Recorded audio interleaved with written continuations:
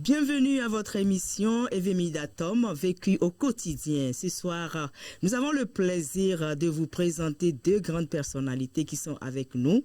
Et d'abord, nous vous saluons affectueusement dans le beau et précieux nom de notre Seigneur Jésus. Après une semaine durant, nous nous sommes séparés. Dieu nous a fait grâce. Et encore ce soir, nous sommes là. Que ce Dieu soit loué et honoré. Merci à vous qui nous faites confiance chaque fois. Merci à tous ceux qui sont à l'extérieur de notre pays et ceux qui sont aussi partout. Et chaque jour, ils essaient de capter notre chaîne de télévision RTJVA. Soyez bénis ce soir. Nous avons le plaisir de plancher sur un thème que nous jugeons important et vous aurez l'occasion de le découvrir. Je vous le disais tantôt, nous sommes là avec deux grandes personnalités avec qui ensemble nous allons décortiquer ce thème que nous jugeons important. Alors, soyez les bienvenus mes frères. Merci beaucoup. Merci beaucoup. J'espère que vos familles vont bien. Oui, les familles vont à merveille. Ils ne sont pas à présenter puisque vous les connaissez. Mais ceux qui nous ont pris pour la première fois, nous allons demander à notre gauche le docteur Payaro de se présenter. Oui, je suis docteur Emmanuel Payaro, spécialiste consultant en intelligence financière, formateur en éducation financière de l'Organisation internationale du travail. Amen. Et aussi, je suis expert en changement de mentalité. Pour ne dire que cela, et diacre au Tam Galilée d'Aguassié. Merci pour ces casquettes. Soyez bénis, c'est une ressource pour l'Église. Alors, notre frère évangéliste Edouci Antoine, oui. Oui, comme vous l'avez si bien dit, je suis évangéliste Edouci Antoine et je suis à la fois conseiller conjugal et en relation d'aide. Conseiller conjugal, matrimonial et en relation d'aide. Merci. Je suis à l'église des Assemblées de Dieu d'Avenoux. Merci. D'accord, merci, soyez les bienvenus. Merci. Alors, 2 minutes et notre grand frère va s'incliner 2 minutes, demander la grâce de Dieu. Notre grand frère, oui.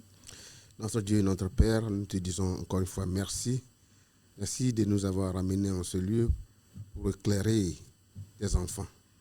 Saint-Esprit, viens nous accompagner. Fait que tout ce que nous dirons ici vienne de toi et de toi seul. Merci Seigneur, parce que tu as déjà commencé avec nous. Viens continuer et achever au nom de Jésus. Amen. Amen, soyez bénis. Et je précise que le frère Antoine aussi anime des émissions à la radio JVA depuis des années. On s'est connus il y a plus de 30 ans, n'est-ce pas? Il est toujours resté le même, soyez bénis. Merci beaucoup. beaucoup. Alors, notre thème de ce soir est intitulé « Mon activité génératrice de revenus est en contradiction avec ma foi chrétienne. Pourtant, c'est ma source de revenus. Que faire ?» Alors, notre jeune frère va nous définir les concepts avant de commencer le sujet proprement dit. Oui, quand nous parlons d'activité génératrice de revenus, c'est l'activité que nous exerçons et à partir de ça, nous gagnons de l'argent pour subvenir à nos besoins. Maintenant, une fois que cette activité que nous exerçons est en contradiction avec notre foi chrétienne, ça veut dire que notre activité a des parties qui sont en contradiction avec les valeurs chrétiennes, l'éthique chrétienne. C'est ça. Ce qui devait être vraiment comme la vie du chrétien, quand on nous voit dans notre activité par rapport à notre vie de convertir en Christ, donc ça laisse à désirer.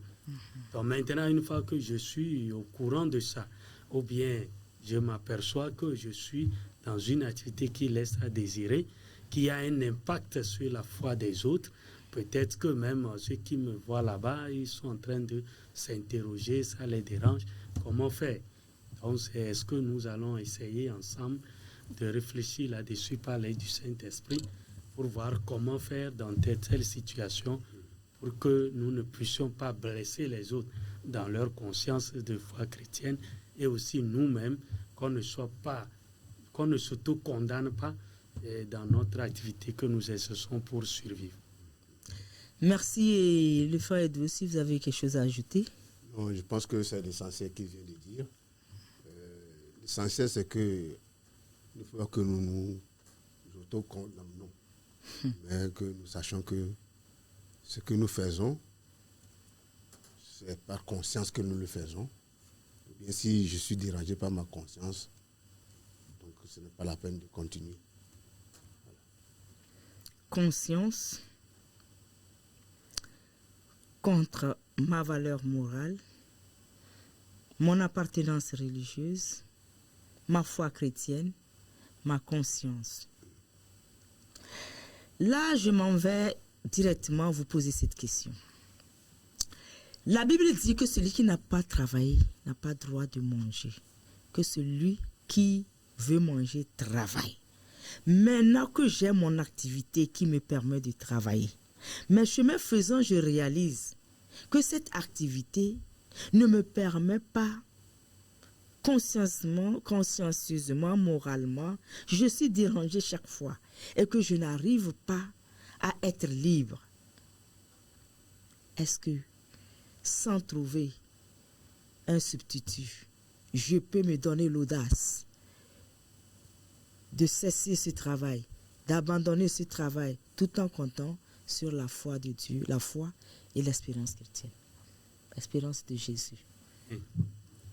Effectivement, c'est dit dans la Bible que celui qui ne travaille pas ne mange pas. Et maintenant, la Bible, en disant ça, il y avait certaines activités traditionnelles qu'on avait dans le temps ancien, même quand Dieu a appelé Abraham. On connaît les activités qu'Abraham exerçait. Et les activités champêtres, voilà, le levage, beaucoup de choses. Voilà, il y avait des castes aussi. Voilà. Donc, c'est aujourd'hui que nous, avec l'évolution du monde, nous avons maintenant diverses activités qui sont créées. Et c'est les nouvelles activités qui ne sont pas dans la liste traditionnelle. Donc, des activités bibliques qui posent problème aujourd'hui. C'est dans ces activités-là qu'on peut se trouver et voir que nous sommes en contradiction avec ce que les valeurs chrétiennes disent. Voilà. Donc, si quelqu'un veut exercer une activité, il doit demander d'abord la grâce de Dieu, que Dieu l'oriente. C'est pour celui qui est déjà converti et qui veut chercher une activité à exercer. Lui, il est déjà converti. Lui, il est déjà converti. Il n'a pas encore de travail. Il cherche à travailler, il demande et Dieu l'accompagne dans le choix du travail et dans l'exercice de ses fonctions. Lui, il n'a pas de problème. Parce qu'il a déjà les valeurs chrétiennes avant de procéder au choix. Maintenant, nous allons voir le cas de celui qui exerçait l'activité d'abord et, chemin faisant, il rencontre Dieu, il rencontre la bonne nouvelle et il accepte Jésus comme son sauveur. Donc maintenant, l'activité, quand il était dans le monde où il n'avait pas égard avec Jésus, il exerçait en âme et conscience son activité, il était libre et à l'aise. Mais maintenant qu'il a reçu Jésus et il veut intégrer donc ce que Jésus dit, puisque Jésus dit, si tu m'aimes, gardez mes paroles, gardez mes commandements. Maintenant, en comparant ce que Jésus dit, de garder par rapport à ce qu'il faisait avant de venir, il voit qu'il y a opposition. Là, cette personne comme ça, si elle arrive à avoir cette lumière, donc maintenant, elle va retourner vers celui qui l'a appelé. Et il dit clairement que Dieu, tu m'as appelé, Jésus, tu m'as appelé, Maintenant, ce que je faisais avant de te rencontrer, ça est en contradiction avec ce que tu veux. Je veux maintenant que tu me dises ce qu'il faut faire.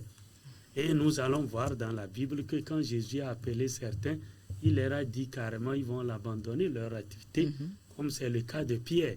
Il a dit, aujourd'hui j'ai fait miracle, tu as lancé le filet, tu as pris beaucoup de poissons, mais c'est une grande nourriture pour toi. Ne pense pas que c'est dans ça que tu vas continuer. Tu seras pêcheur d'hommes et non plus pêcheur de poissons. Donc ça veut dire il quittait son travail à la rencontre avec Jésus. Il va devoir avec le temps quitter son travail pour rejoindre le travail pour lequel Jésus l'a appelé. C'est pourquoi après la résurrection dans Jean 21, si nous prenons, nous allons voir que Pierre a abandonné pour retourner encore avec ces siens-là à la pêche. Et c'est là que Jésus il a apparu. Il dit, m'aimes-tu? Et bon, Pierre était un peu dérangé, malgré qu'il avait vécu aussi un autre miracle lors de cette pêche. Donc là, ça veut dire que celui qui est appelé par Dieu, celui qui a reçu Jésus... Oui, justement, vous n'avez pas terminé le verset. M'aimes-tu? Alors, paie mes brebis. Paie mes brebis. Voilà. Donc, la seconde activité qui a supplanté la première, il devait continuer dans ce sens. C'est pour le rappeler. Ouais. Donc, Pierre était en train d'être tenté de retourner. C'est comme aussi aujourd'hui, quelqu'un aussi, il était dans une activité qui compromettait sa foi chrétienne. Aujourd'hui, il sent un peu de pincement là où il est et il veut regarder son Égypte pour dire que, quand j'étais là-bas, bon, ça aussi, ce n'est pas bien. Donc, il faut tenir avec Jésus et Jésus est capable de nous créer toutes les conditions. Ça veut dire que quand on dit j'ai reçu Jésus, ce n'est pas recevoir Jésus dans la bouche, recevoir Jésus aux yeux des gens, mais le rencontrer vraiment. Et comme lui, il prend la situation entière d'une personne, tes sources de revenus aussi, il va en prendre soin. Nous sommes des intendants. Voilà. Donc maintenant, Sautre, celui qui s'est converti, et il voit que son activité en opposition avec ce que Jésus dit, il n'a pas à s'inquiéter. Comme le cas de Pierre, Jésus lui-même va le réorienter et il peut trouver de nouveaux boulots, il peut faire des choses, mais il va faire des sacrifices en début, dès ses bas âges ou bien en début de sa vie chrétienne. Il doit faire certains sacrifices et puis bon, Jésus aussi ne l'abandonnera pas. Et les frères et sœurs en Christ, chez qui il s'est donné à Christ, eux aussi voyant, puisque c'est eux qui sont en train de la porter la parole. Donc maintenant, voyant ces activités maintenant, doivent l'accompagner d'une manière ou d'une autre pour que la personne puisse se sentir à l'aise. Bon, je laisse la parole au grand frère, doyen, c'est ça. Pour, avant de revenir sur peut-être l'énumération de certaines activités que nous jugeons, que nous pensons, là, le frère va intervenir. Oui, frère Dou, si vous avez la parole. Oui, merci. C'est un thème un peu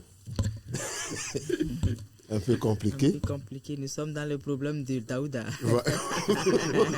Voilà. Mais comme le frère disait tout à l'heure, pour un chrétien, il était dans son emploi avant de devenir chrétien. Alors là, il doit demander au Seigneur, maintenant que je suis devenu chrétien, qu'est-ce que je dois faire? Si le Seigneur lui dit, reste dans l'état où je t'ai appelé, il va rester et continuer son travail. Mais si le Seigneur le parle, il dit, bon, à partir de maintenant, fais ceci. C'est comme pour Pierre, que l'exemple que vous venez de donner. Pour Pierre, Dieu lui a dit explicitement que à partir d'aujourd'hui, tu ne seras plus pécheur, mais tu seras pécheur d'hommes. C'est parce qu'il a attendu de voix audible ce que le Seigneur l'a dit. Mais si le Seigneur ne te dit rien et que tu quittes l'emploi parce que tu es converti, tu as une famille à gérer, tu as des enfants, toi-même, qu'est-ce que tu vas faire? C'est pour cela qu'il est très nécessaire que quand c'est arrivé comme ça, il faut prier, demander au Seigneur, Seigneur, que veux-tu que je fasse maintenant? Et le Seigneur, comme il est toujours fidèle, il nous écoute, il va nous diriger et nous dire, soit reste un peu, je vais te chercher une autre voie.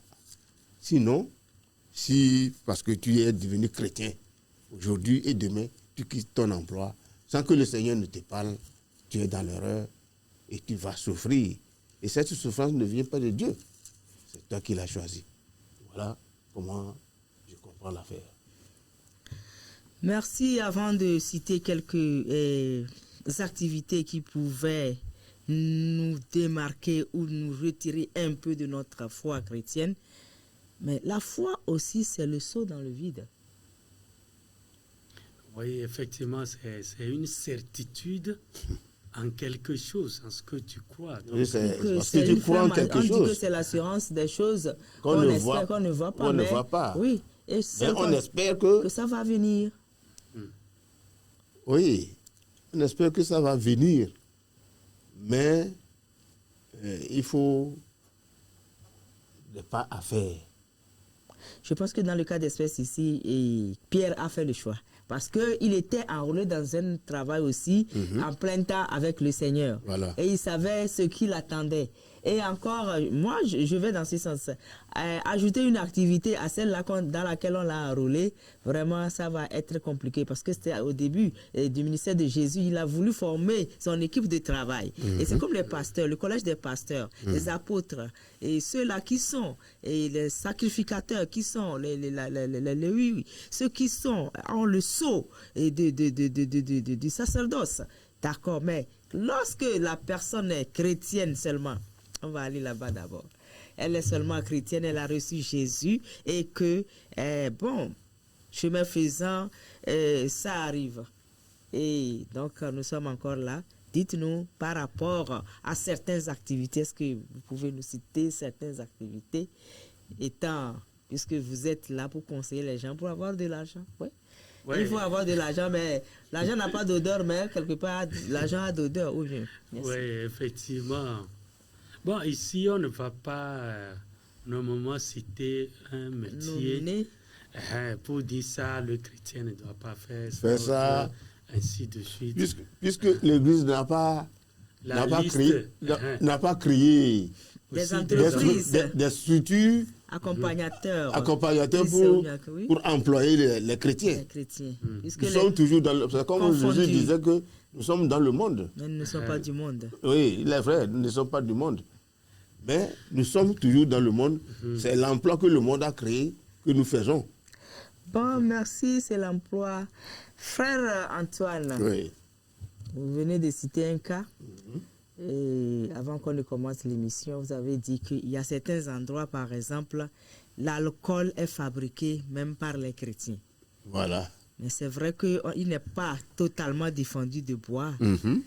Mais le diacre, qui est fabricateur de peut-être sodabi, de vin de palme, et qui exerce librement cette tâche, et peut-être certains qui sont dans le milieu le voient l'exercer, et ils disent, bon, peut-être chemin faisant, quelqu'un va dire à ce frère, il n'est pas bon de boire, ou bien il n'est pas bon d'exagérer.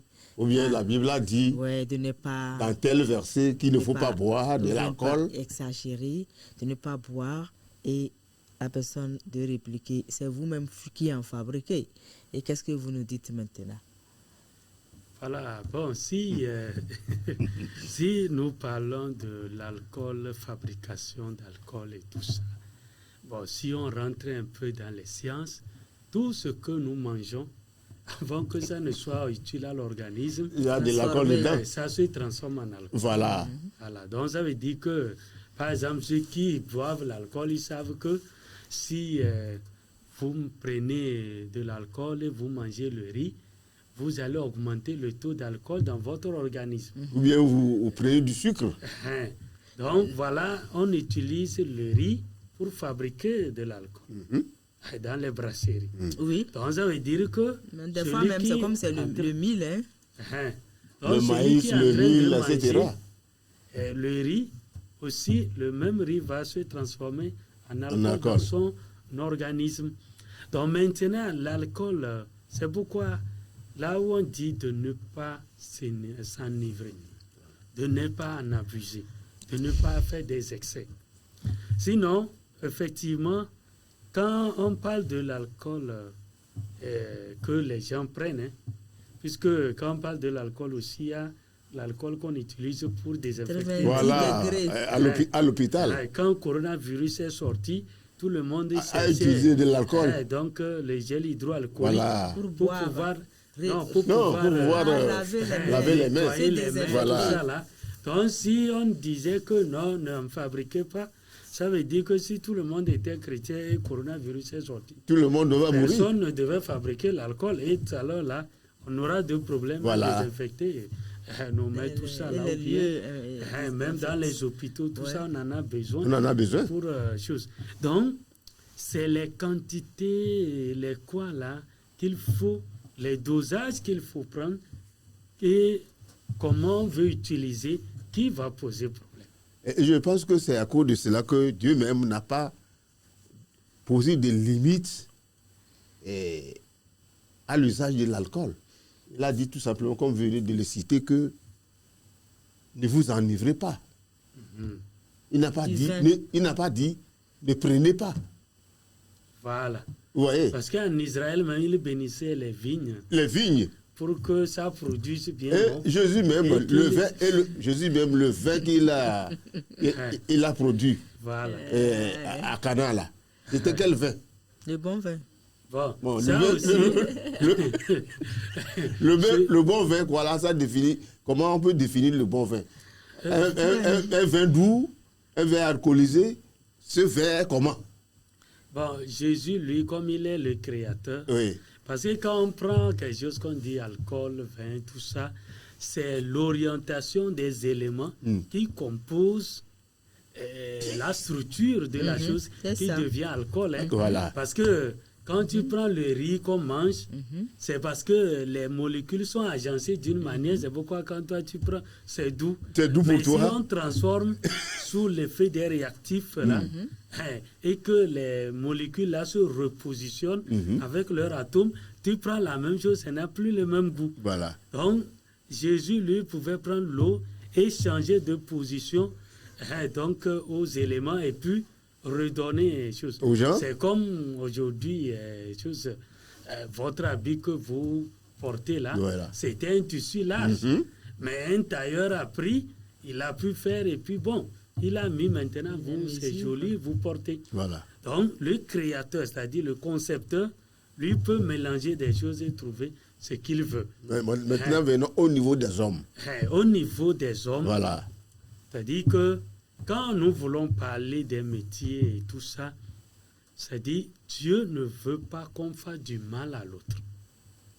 En fait, c'est que l'objectif dans les valeurs chrétiennes, c'est de ne pas nuire l'autre. À son prochain. Ne pas nuire son prochain. Voilà. Lui enlever la vie, lui chercher du mal, voilà. Être toujours un Donc maintenant, si persécuteur. toi tu as ton cabaret d'alcool, les gens prennent leur salaire, ça vient finir chez toi là-bas. Les enfants souffrent de faim. La dame ne peut pas aller au marché et puis venir préparer pour les enfants.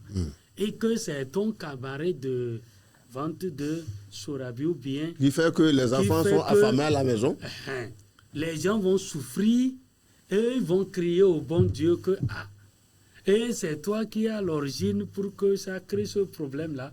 Quand Dieu va baisser ses regards d'en haut, toi, il te verra. Maintenant, comme c'est toi qui es la source, si autant que tu veux que tout le monde soit en paix, en tranquillité, donc maintenant, il faudrait maintenant prendre des dispositions. Par exemple, tu ouvres peut-être un bar d'Annecy. Un travail vient là-bas, il tape 10 bouteilles de bière. Il quitte maintenant, il tombe avec sa moto. Peut-être que, bon, il est cloué à l'hôpital avec des fractures pour 6 mois. Si vous n'avez pas mis ça à sa disposition, peut-être qu'il n'allait pas passer par là. Donc c'est tout ça là qu'on regarde pour dire l'activité que j'exerce, quel est son impact sur ma communauté? Voilà. Quel est le plus l'additif, l'apport que j'amène? Donc maintenant, si ce que j'amène semble être nuisible, semble être dangereux, là, on va maintenant... Dangereux, vraiment. Voilà. C'est pour ça que vous allez voir que des fois, on dit aux fabricants de cigarettes, d'écrire dessus que le tabac nuit gravement à la santé des gens. À la santé. Donc maintenant, quand tu prends, lui, il fabrique, mais il te dit en même temps sur la boîte que tu prends que c'est nuisible à la santé. Là, il n'y a pas l'hypocrisie là-bas. Non, ça veut dire que si on t'a dit, si tu vas acheter, ça voudrait dire que personnellement, consciencieusement, tu t'es amené pour que ça nuise à ta santé. Voilà. C'est un choix, un libre arbitre. Tu es libre. Là, on ne t'impose pas, n'est-ce pas? Voilà, qui choisit c'est ce que je veux entendre dire le docteur. Donc, vous allez voir même que quand nous parlons de fabrication et tout ça, il y a même des produits pharmaceutiques que nous prenons pour notre propre santé. Où il y a la drogue dedans. Pas il y a de drogue, mais il y a des substances qui ont des effets sur la santé. Voilà. Et quand vous prenez ce produit-là, on va dire, ce produit est somnolent. Donc, tu ne dois pas prendre ça et conduire. Mais si toi, tu prends le produit et tu ne lis pas la notice, et que tu finis de prendre et tu te mets au volant, tu risques de finir ta course. Tu finis sous les écureuils quelque part. Si on te retrouve encore vivant, là, Dieu merci. Même si tu sors vivant, peut-être avec des handicaps, tout ça, là, ça devient aussi des soucis. Donc, c'est pour ça que tout ce que nous voulons utiliser, le fabricant a l'obligation de donner les informations. Maintenant, l'utilisateur aussi a l'obligation de lire ce que le fabricant a dit que mon produit, voilà ce que ça fait, voilà les dangers que ça présente, ainsi de suite. Quand tu prends ça, voilà ce que tu ne dois pas faire, voilà ainsi de suite. Par exemple, maintenant, on dit, tu ne dois pas prendre de l'alcool et être au volant. C'est pour ça même qu'on avait prévu les alcotests pour tester ceux qui conduisent, ainsi de suite. Ouais. Donc maintenant, si la personne prend de l'alcool, humblement, qu'elle aille se coucher. Et l'alcool fera son travail, va finir. Et peut-être le lendemain, s'il peut être encore utile pour travailler. Ou bien, la personne prend l'alcool pour ceux qui vont au travail devant les machines. Il prend, il saoule la gueule et puis bon, le voilà devant sa machine et tout à l'heure, il envoie la main là où il y a un accident. Et puis la main broyée, ou bien on appelle les membres de famille que celui qui est parti de la maison, il est devenu des morceaux de viande, venez ramasser et ainsi de suite. Voilà. Donc, c'est à nous maintenant, en tant que consommateurs, utilisateurs, qui doivent aussi veiller sur notre état de santé. Donc, pour nous préserver, par conscience morale, parce que je suis chrétien, je peux voir jusqu'où mon produit, mon activité aura comme d'impact. Et là, je peux dire que il y a plus d'effets négatifs que d'effets positifs. J'abandonne pour ne pas nuire aux gens. Donc là, comme ça, j'abandonne humblement. Et là, pas de contrainte, parce que c'est moi-même qui fais les choses.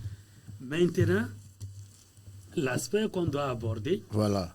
C'est pour que un travailleur, on t'a recruté voilà, pour ce travail. Et tu vis de ça. Ta rémunération dépend de cela. Maintenant, il y a certains métiers ou bien certains lieux de travail. Quand tu travailles là-bas, moralement parlant, on ne te confie pas certaines responsabilités au niveau de la foi chrétienne, par exemple.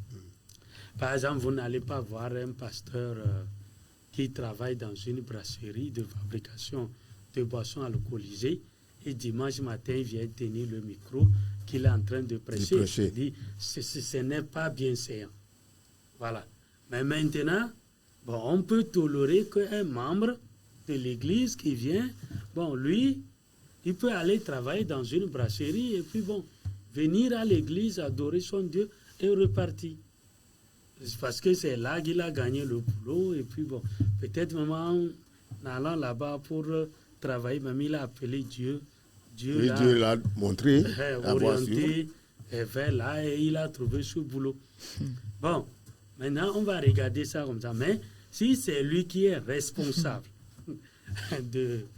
par exemple, responsable d'église, bon, quelqu'un qui... Un proche aussi du pasteur, pas un diacre comme vous. Voilà.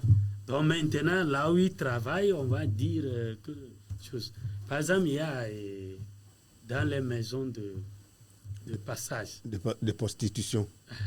De passage, les chambres de passage, les hôtels. Maintenant, vous êtes, supposons, agent d'entretien. Là. Voilà. Et toi, bon, les gens te voient rentrer comme ceux qui viennent aussi solliciter les services de ceux locaux. Là. Justement, je vais vous intéresser. Je vais en ce moment précis vous arracher quelques minutes la parole. En fait, est-ce que ce lieu-là était réservé pour ça? Quand l'anglais appelle guest house, c'est la maison de l'étranger. Celui qui est arrivé dans une ville, il n'a pas où dormir et il va là-bas. Est-ce que ce n'est pas nos propres intentions, nos péchés qui nous ont amenés à faire des trucs comme ça? Non, c'est la maison réservée aux étrangers. Bon. Et quand nous allons dans la Bible, dans le bon samaritain, quand le monsieur a ramassé celui-là qui a été attaqué par les brigands, il l'a amené où? C'est à l'hôtel. Oui, justement. Voilà. Pour le faire soigner. Et on l'a soigné par quoi? Par l'alcool. Pas l'huile. Par l'huile, pas l'alcool. Non, l'alcool et l'huile. Voilà. Pour désinfecter, pas seulement l'huile. Hein. L'alcool, pas l'alcool, donc l'alcool à 90 degrés, ça sert à désinfecter les plaies. Donc nous ne pouvons pas dire que parce que tu es chrétien, donc tu rejettes catégoriquement parce qu'on a fabriqué l'alcool. Non. Parce que ça sert à quelque chose. Mais c'est l'usage, l'utilisation maintenant qui fait problème. Donc, c'est toi qui, en tant que chrétien maintenant, tu dois savoir que prendre de l'alcool, c'est contre ma valeur chrétienne. Je ne dois plus prendre de l'alcool. Quand je prends l'alcool, je suis moralement atteint et il n'est pas bon de prendre l'alcool. Mais si en tant que chrétien, tu prends l'alcool, ça ne te dérange pas, ou bien ça te dérange, c'est à toi de le savoir. Bon, là-bas, dire que le chrétien ne prend pas de l'alcool, c'est un peu aller un peu trop, parce que déjà, aujourd'hui, nous, en tout cas, nous qui nous interrogeons maintenant sur ceux qui auraient dit que le chrétien prenne les sucreries,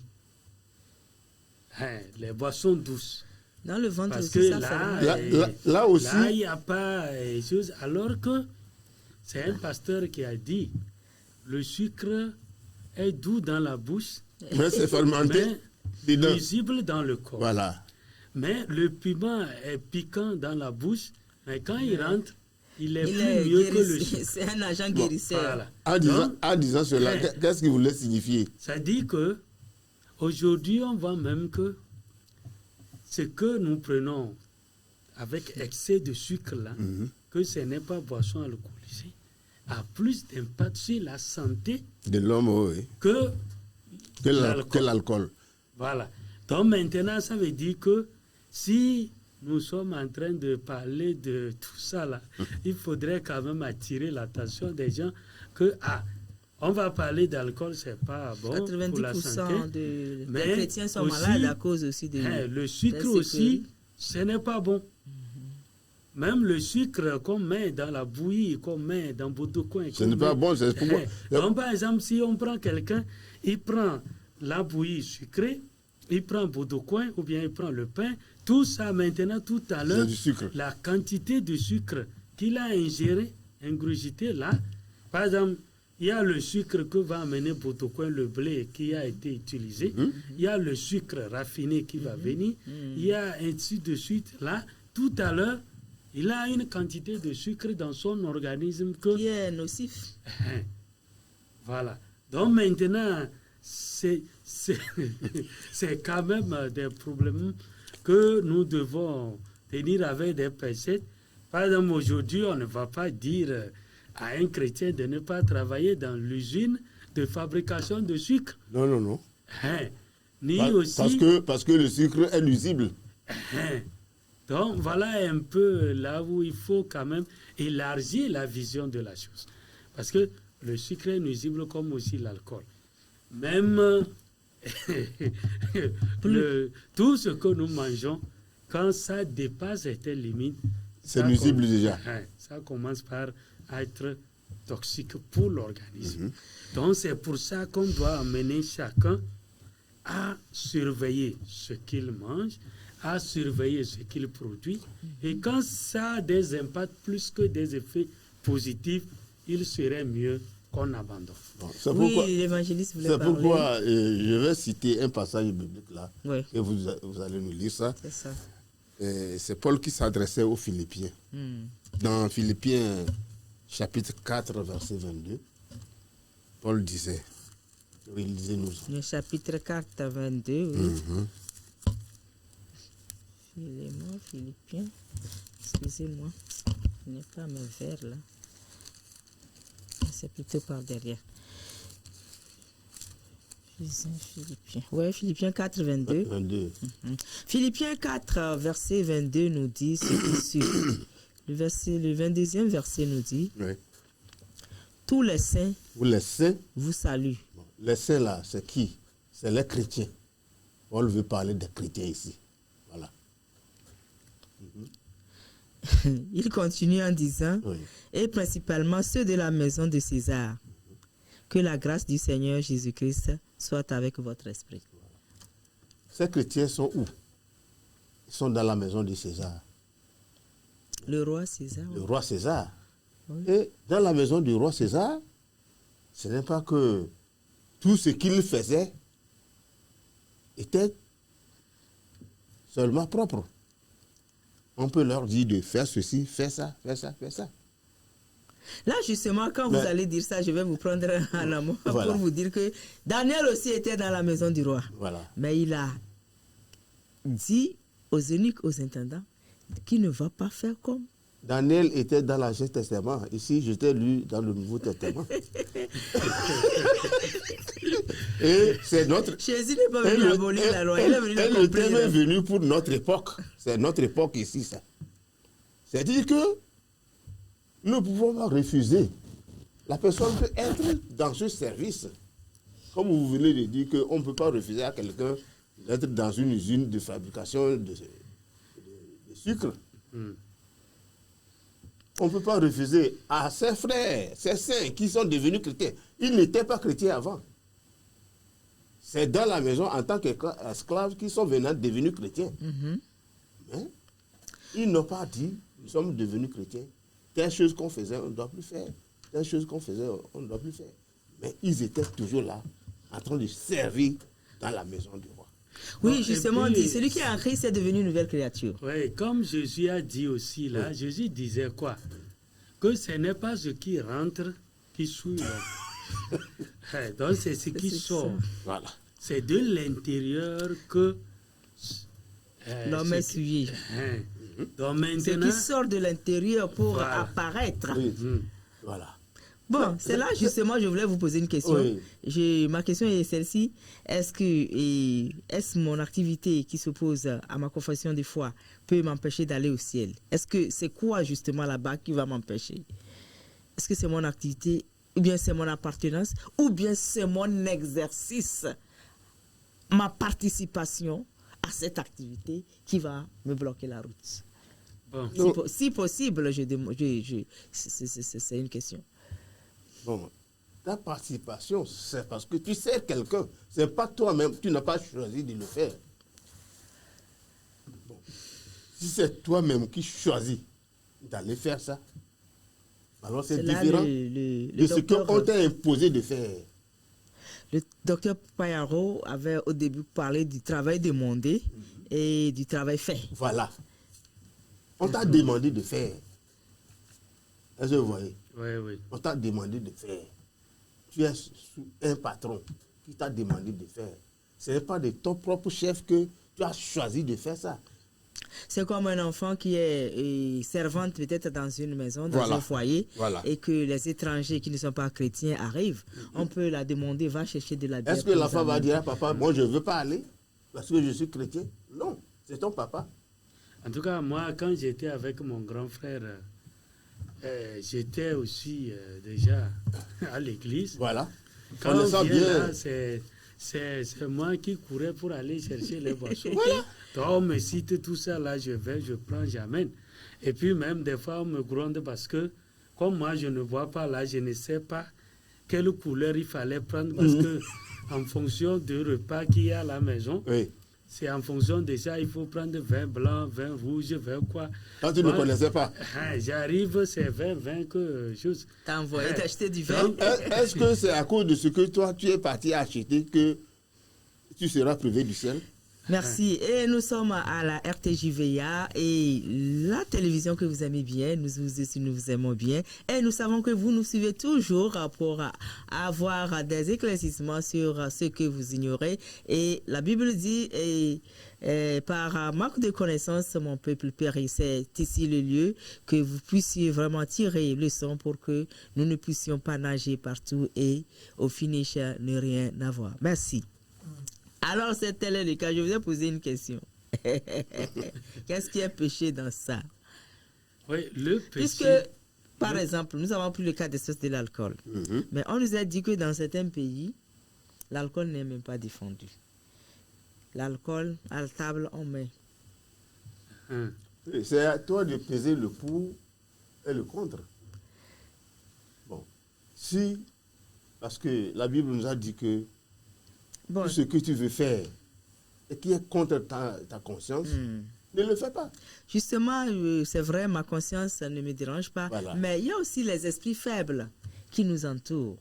Oui. Et c'est justement à cause de ces esprits faibles qu'il faut faire que nous fassions attention pour que les esprits faibles ne soient pas enrôlés, pour qu'ils puissent aussi, disons, rétrograder. Ou bien, bon. Oui, si quelqu'un, par mesure de prudence, par amour pour les autres.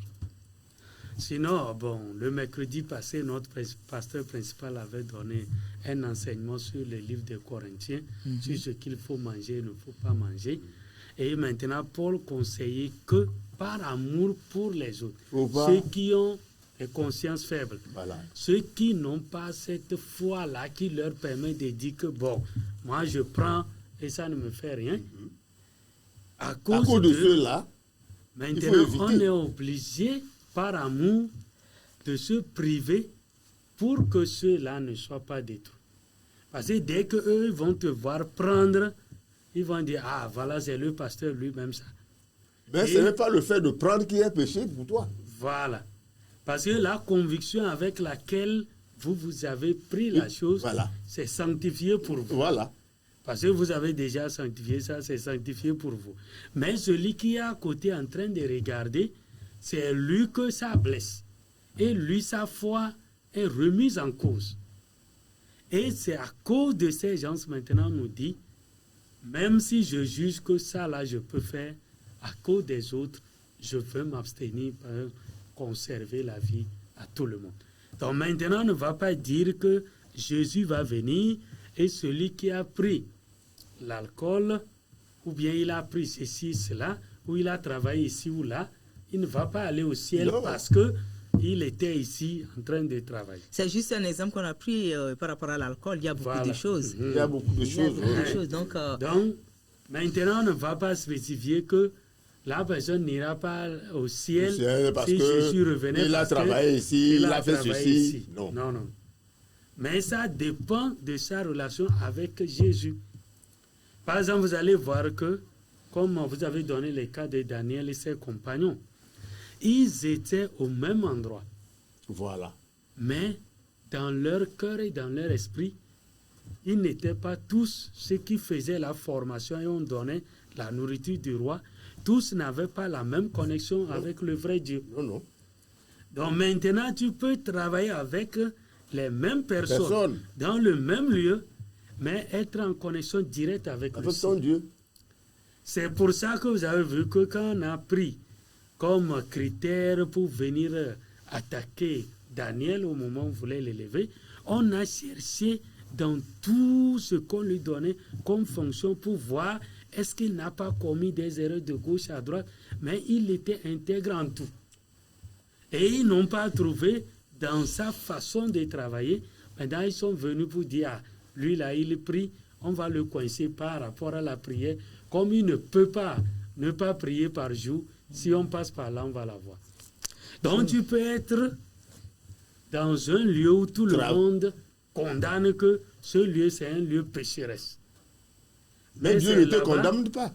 C'est là-bas que toi, tu es en connexion directe avec le Saint-Esprit. Voilà. Et là aussi, il faut le dire de cette manière que ailleurs même, vous êtes envoyé en mission.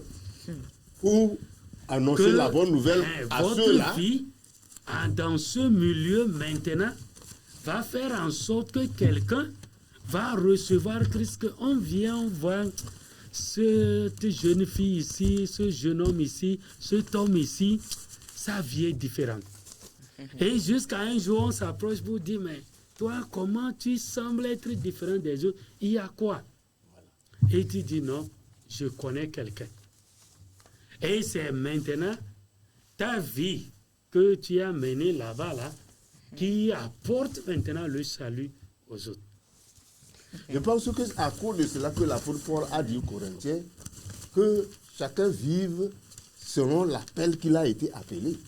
Tu es là-bas, peut-être que c'est le Seigneur qui t'a envoyé pour annoncer la bonne nouvelle aux autres.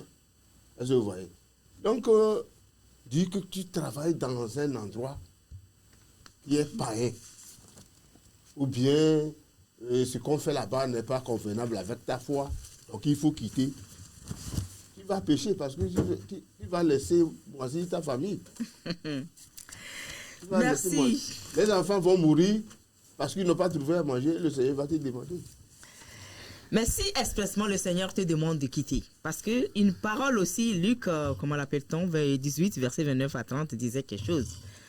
Parce que si expressement le Seigneur te le demande, parce qu'il te veut d'une manière spéciale, hein, comme le Nazira, pour être en son service. L'appel que Dieu nous lance, c'est toujours individuel.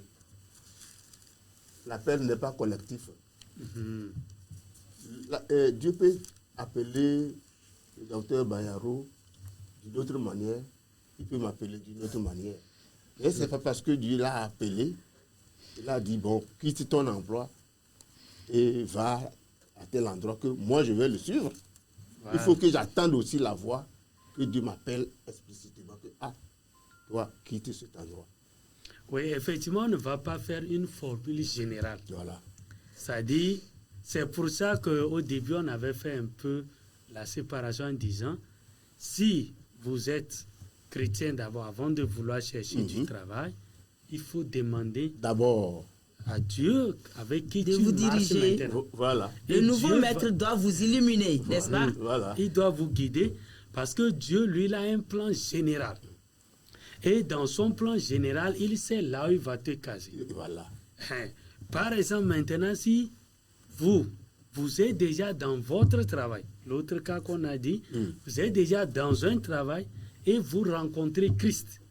Maintenant que vous avez rencontré Christ, vous vous rendez compte que ce que vous faisiez avant de connaître Christ, ça a une certaine opposition avec certaines valeurs chrétiennes. C'est là, maintenant, on avait dit aussi, tu vas en face du même Dieu. En t'appelant, il sait là où tu étais, voilà. Ce que tu faisais avant de t'appeler. Et quand il t'a appelé maintenant, tu lui demandes, je peux rester ou partir. qu'est-ce que je dois faire? Comme Paul aussi sur le chemin de Damas. Quand il est tombé, Jésus l'a orienté. Voilà. Paul. Et il l'a orienté directement donc, sur la voie qu'il doit suivre. Et quand il s'est mis sur cette voie, il n'a plus fait demi-tour. Non. Donc maintenant, il revient aux chrétiens là, de rencontrer son Dieu. C'est pourquoi on disait que ce n'est pas chrétien dans la bouche. Donc si, comme vous venez de le dire, si effectivement, dans la recherche de la volonté de Dieu, Dieu te dit expressément que mon enfant, toi, tu es dans ce boulot-là, moi, je te veux ailleurs. Tu y abandonnes, même si c'est la souffrance. Et c'est lui qui va te tracer la voie. Voilà. Et c'est là-bas aussi, on va dire, si aujourd'hui, moi qui suis au Togo ici, maintenant, Dieu me dit que bon, je te donne travail aux États-Unis ou bien dans un autre pays où je vais prendre mon salaire fois 100. Là, comme ça, je vais courir rapidement. Ça, on dit que ça, c'est la volonté de Dieu, ça. Voilà. C'est la grâce. Parce que ça va dans mon intérêt. Maintenant, ça, on accepte vite. Maintenant, s'il dit non, là où tu es là, je te veux quelque part où tu n'es même pas sûr de ce que tu vas gagner. C'est comme il avait dit à Abraham, qui quitter son pays. Et là, aussitôt qu'il a écouté, il est parti, n'a pas regardé combien j'en ai, tout ça. Et c'est dans la Bible, dans notre programme de l'Église, que cette année 2025, que j'ai vu l'histoire de Jacob. Voilà. Dieu lui dit, quitte Laban, là où il le connaît déjà, et là où il a gagné. Quand Dieu l'avait béni, il a gagné les brebis, les femmes et les enfants. Il était content. Mais maintenant, Dieu dit, retourne là où tu m'avais rencontré. Et il sait pertinemment que quand il est parti, Ésaü aussi aurait évolué. Voilà. Il aurait occupé le terrain. Et c'est en lisant maintenant, je me suis rendu compte, je crois dans le chapitre 36, que Jacob n'a pas résisté à la voix de Dieu. Tant que Dieu a dit retourne, il s'est levé pour retourner. Et vous avez vu comment lui-même il a lutté avec l'ange. Mais quand il est venu, son pied a touché le sol de Bethel là. Je ne sais pas comment ça s'est passé, mais la Bible dit, Ésaü a pris ses femmes, ses enfants, ses bœufs et tout ce qui l'appartenait et il a quitté le territoire. Moi, en faisant la prédication sur le sujet, là, j'ai dit, quand le propriétaire arrive, tous ceux qui étaient en train de locataires vont partir. Ils vont partir. Jacob n'a pas dit un seul mot à son frère. Il faut partir. Mais le Dieu qui l'a parlé et qui l'a dit, reviens sur le territoire parce que c'est à toi la promesse et c'est toi qui vas prendre la lignée de la promesse. La terre là est une terre promise pour Abraham, Isaac et ses descendants. Ésaü étant mis à l'écart, il doit quitter le territoire. Pour que Jacob rentre en possession de pour son que héritage. Jacob rentre en possession du territoire. Justement, c'est là où nous voyons que l'appel était personnel. Oui, justement, est-ce que c'est cette personnification de l'appel dont le Seigneur fait cas en nous disant en Luc 18, et si vous permettez, nous allons le lire rapidement, parce que nous sommes talonnés peut-être pas le temps. Et Luc 18, verset 29. Et Jésus leur dit, je vous le dis en vérité, il n'est personne qui aurait quitté à cause du royaume de Dieu sa maison ou sa femme ou ses frères ou ses parents ou ses enfants et qu'ils ne reçoivent beaucoup plus dans ce siècle-ci et dans le siècle à venir la vie éternelle. Dans ce siècle-ci, il en retrouvera les besoins, les biens matériels, peut-être qu'il avait laissé, qui à cause de Jésus, il a abandonné. Je voulais qu'on plonge un peu dans ça, sur ce verset. Je pense que ce cas-là, Dieu est souverain. On veut faire allusion à ceux qui sont appelés en plein temps, au ministère ecclésial. Comme toi, par oui, exemple, je sais. Par exemple, comme le docteur maintenant, nous savons, il est dans un emploi. Dieu peut l'appeler, il veut dire, bon, quitte là-bas pour devenir pasteur pour moi. Je pense que c'est ça. Ça a trait à ça là ici. Oui, c'est un appel, puisque c'est les disciples de Jésus. Voilà. Quand on prend ce passage, voilà. C'est Pierre qui avait posé la question et nous qui avons tout abandonné et t'avons suivi. C'est ça. Quelle sera notre vie? Il dit, celui qui a quitté à cause de moi, il va retrouver. Et là, c'est aujourd'hui la place là qu'il faut réclamer encore au niveau de l'Église, surtout aux hommes de Dieu. Oui. Par exemple, aujourd'hui, l'individualisme est en train de vouloir gagner le corps de Christ. Donc, au début, ce n'était pas ça. C'est-à-dire, quand un frère vient à l'église, tous ses besoins, s'il est vraiment dans les besoins, l'église... La communauté. Non, je ne suis pas encore venu à ça. Je suis en train d'en arriver. Donc, réservez la question et puis on va débattre après. Donc, planchons plutôt sur cette question, sur ce verset. Donc, celui qui quitte, parce que Jésus l'a appelé, il ne manquera de rien. Et Pierre, que Jésus a appelé, dit de laisser la pêche et de venir. Effectivement, Pierre, quand il a vraiment fait chose là, Pierre n'a plus eu besoin de quoi que ce soit lorsque Jésus l'a appelé pour la seconde fois. Donc, il a fourni tout à sa disposition. C'est pour ça même que vous allez voir que quand Dieu appelle quelqu'un, c'est là que nous allons voir les différents appels. C'est-à-dire que quelqu'un, lui, il est appelé pour aller prêcher. Voilà. L'autre, il est appelé pour amener les moyens. Et j'ai vu des frères, on leur a dit que non, si vous travaillez, vous amenez l'argent à l'église, vous allez contribuer plus pour la mission et la propagation de la mission. Et que ce soit dans la volonté de Dieu, que ce soit dans la volonté de Dieu. Donc, évitons de ne pas être dans la volonté de Dieu dans ce sens. Donc, ça veut dire quoi? Ça veut dire que mon boulot même, c'est l'appel que Dieu m'a appelé à assumer ça. Voilà. Le boulot que vous êtes en train d'exécuter. Voilà. Ça, c'est déjà un appel, ça. Ça, c'est un appel. Voilà. Et si ça vient de Dieu, et que Dieu atteste cela, que tu n'abandonnes pas, mais que tu sois là et que tu sois aussi une source pour amener les autres âmes à Christ, d'accord. Mais si Dieu te veut expressement de partir, qui n'a pas besoin de ton argent, mais il a besoin de toi-même, en tant que ressource humaine. Non, si Dieu t'appelle et dit, quitte là-bas, tu quittes. Tu quittes. Parce que c'est Dieu lui-même qui te dit, vas-y ici, c'est là-bas que je te veux. Donc, quand Dieu parle, là, on ne résiste pas. Parce que si tu restes dans le même boulot, il a tous les moyens possibles de détruire le boulot. Si lui te veut la chose, par exemple, il y a un évangéliste comme lui ici, j'ai écouté le témoignage, quand lui, il allait, et la femme dit non, je travaille et juste. La société même... Quelques jours après, la société même donc, a sombré. Donc même, elle a causé comme Jonas, problème même à d'autres qui étaient même, devaient travailler là-bas et vivre. À cause d'elle. Parce qu'on est obligé, parce que ça tient. C'est Dieu, ça. Merci, c'est vraiment houleux comme débat et nous sommes vraiment très, très, très contents. Je pense que les téléspectateurs aussi savourent autant que nous ici. Et je pense que ce n'est que partie remise parce qu'on nous fait signe que le temps est à son terme. Mais vos conseils, pour le moment, on va revenir.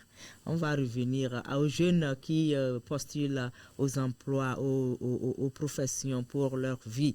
Et tous ceux qui sont emballés déjà dans des professions qui compromettent l'inadéquation de leur fonction par rapport à leur foi chrétienne. Quels sont les conseils que vous pouvez en donner pour que cela soit d'un bénéfice ou bien d'un gain à ceux qui nous écoutent? Oui, le grand frère, oui. Le petit frère d'abord, parce que c'est le grand qui parle en dernier ressort. Oui. Bon, comme conseil, c'est que chacun cherche Dieu dans tout ce qu'il fait. Qu'on soit guidé par Dieu. Seul à ton boulot. Jésus a dit, je suis avec vous tous les jours jusqu'à la fin du monde. Donc là, c'est Dieu.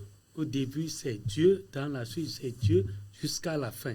Donc maintenant, j'appelle Dieu. Par exemple, je disais ça ce matin avec ma femme. C'est-à-dire, je vais au boulot, Saint-Esprit vient, on va partir, maintenant on va partir. Je ne sais pas qu'on me présentera, mais toi, tu sais déjà. Donc, tu es à côté, toutes les questions qu'on me posera, tous les dossiers que j'aurai à traiter, c'est toi qui es plus sage que moi. Donc, moi, je te suis. Donc, maintenant, si chacun reconnaît Dieu dans son travail, il l'invite, il l'associe, Dieu lui-même, il conduira tout. Donc, c'est le petit conseil là que...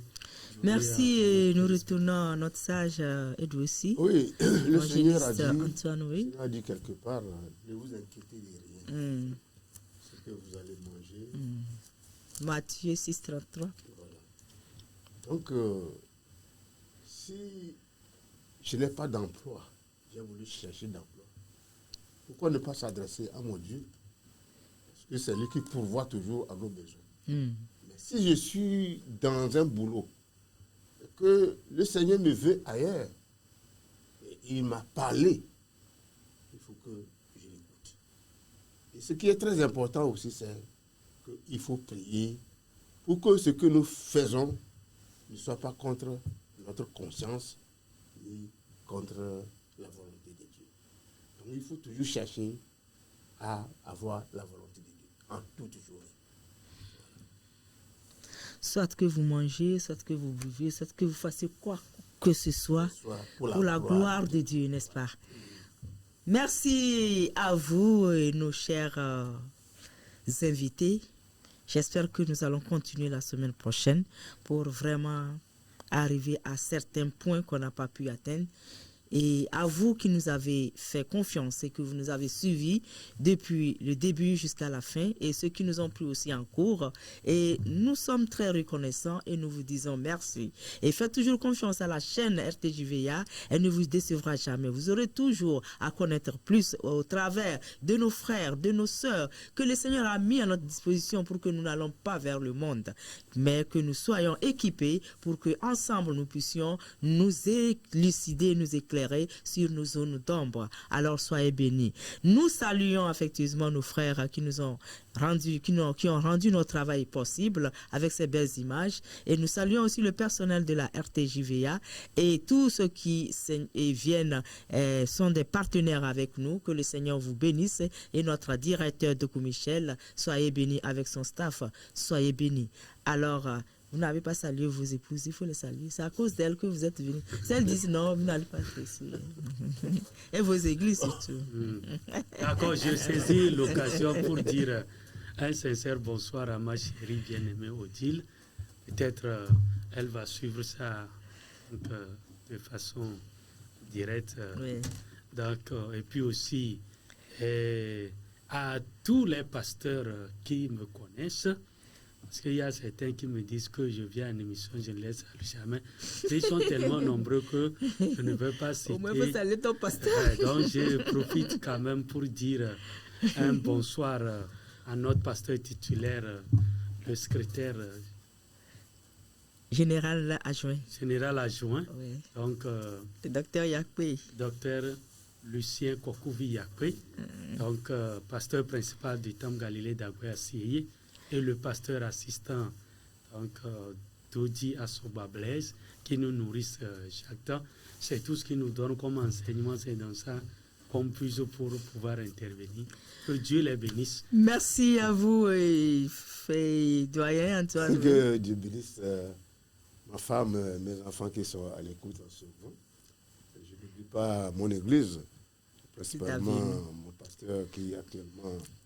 C'est un peu mal que le Seigneur a déjà tout fait, notre cher papa.